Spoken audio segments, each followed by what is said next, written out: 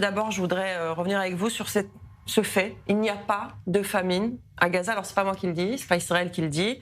C'est un organisme lié à l'UNICEF dans des données qui ont été publiées de manière indépendante. Et ça remet en cause, évidemment, toutes ces accusations contre Israël de vouloir affamer la population palestinienne. Oui, Myri, le rapport qui déclarait la famine à Gaza, celui de l'IPC, est à nouveau remis en cause. L'IPC, c'est un organisme de surveillance de la sécurité alimentaire créé par les Nations Unies qui établit des indices souvent très crédibles, sauf pour Gaza, où la famine avait été déclarée en août dernier. Le rapport est donc à nouveau remis en cause, car en août dernier, on l'avait vu, ils avaient mis en place une méthodologie spéciale juste pour Gaza.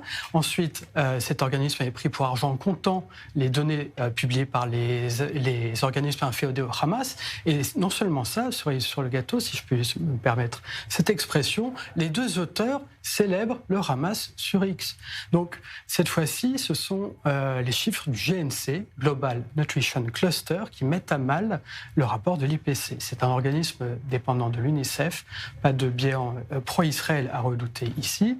Et donc, ces nouveaux chiffres établissent que les niveaux de malnutrition sont inférieurs de 23%, que le niveau de mortalité est bien inférieur à ce qui était annoncé. Donc, pour Mark Lotchin, qui est un analyste indépendant et spécialiste des rapports de l'IPC, il n'est pas question de nier une situation humanitaire difficile, mais il n'y a pas de volonté d'affamer la population gazaouie. Alors, quelles sont les conséquences de cette requalification finalement ? Alors déjà, l'organisme de surveillance de la famine doit intégrer les nouvelles données. Il est logique qu'il revienne sur la classification de famine. Cependant, il ne l'a pas encore fait. Il prétexte une situation très volatile à Gaza. Ensuite, les dossiers de la Cour pénale internationale et de la Cour internationale de justice se basent sur les rapports déclarant la famine.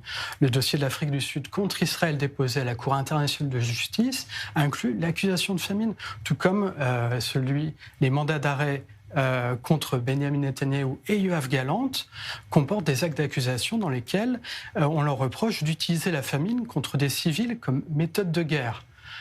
Donc, tout ça pourrait voler en éclats. On le rappelle finalement que le secrétaire des Nations Unies avait martelé que la famine sévissait à Gaza. Maintenant, il est peu probable qu'Antonio Guterres présente ses excuses à Israël. On parlait aussi de risque, de famine, etc. Évidemment, il joue avec les mots. Bientôt, on espère un rapport qui dira qu'il n'y a pas de génocide dans la bande de Gaza.